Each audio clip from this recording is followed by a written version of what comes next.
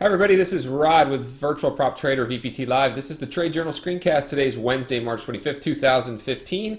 Tonight I'm going to talk a little bit about IWM, XIV, Bank of America, TLT amongst some. That's what was on tap today, and we'll look at what was on tap tomorrow. So let's go ahead and get rid of that sucker, and here we go. All right, so just briefly today, decent day, about $1,000 in closed profits. Finally got a pretty big roll and sell-off in the major averages, and the Russell, the IWM and the TF took the brunt of it. So today I was trading Bank of America, Federal Express, which we'll take a look at in just a moment, XIV, which I did a video on for VPTers. It's also available on Ticker TV, where I talked about XIV is really the only volatility ETF that I like to trade. Then we have IWM, Spiders, TLT, Apple, and QQQ. So that's what was traded today. On tap for tomorrow, though, I'm going to be taking a look at Celgene, Skyworks Solutions, Starbucks. Oh, I wrote Celgene in here twice. Let's get rid of that, fix it. You can look at really all the biotechs as the IBB has pulled back pretty dramatically. So let's start here with Apple. This is Apple on the 39-minute. You can see we got a number of different buy signals when we had the 2 RSI close below 15 several times. So just a big level looking here, like 122.5.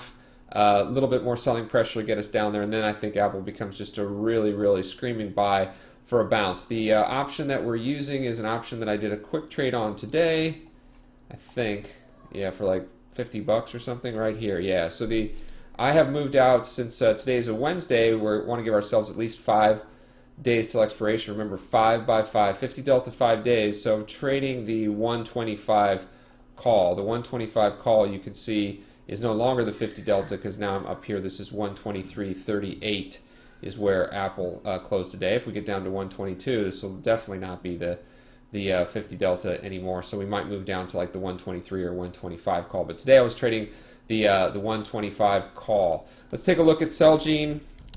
I have not been able to get on board this sucker, so now finally here below 120. I'm going to be watching this tomorrow for some long setups, probably using the April options. There was a lot of paper still out there in those 125s. Whoever had those took a lot off and made some nice profit on this this little spike high that we got, that euphoria high that we got in all of the biotechs. But Celgene comes back on the radar tomorrow, targeting the 115 to 117 area. But like Tesla and some other high beta high flyers, we got to be really quick, and we can't be a D for a T. That's a dick for a tick. You can look at that up in the trade glossary at vptlive.com. All right, now let's see. Ooh, let's go back here. Starbucks and Skyworks Solutions. So SWKS, we want to take a look at that. SWKS, ticker symbol, Skyworks Solutions. So as you can see here, looking left, some nice, that's where we kind of broke out. In this, this has been a beautiful chart, right? It's the first time we've come back and touched this 150 period moving average on the 39-minute. So we broke out there from about 93.35. Again, this corresponded to some near highs that we were having in the market at that time, and now we're consolidating right in here. So Skyworks becomes another one, just targeting the 100, and we'll use calls on all these, probably not call spreads. So today we were trading Bank of America, Federal Express, XIV, which I did a video on extensively, taking a look at that. That paid off very nicely today. IWM, probably couldn't have traded it much worse in terms of a winner. I had 100 lot on and scaled out of that for about $3,000 or $4,000 worth of profit. But here in the model portfolio, which is what we're tracking for Virtual Prop Trader, about a quarter of the size. What did we do? Yeah, we did okay. So let's look at that trade real quick.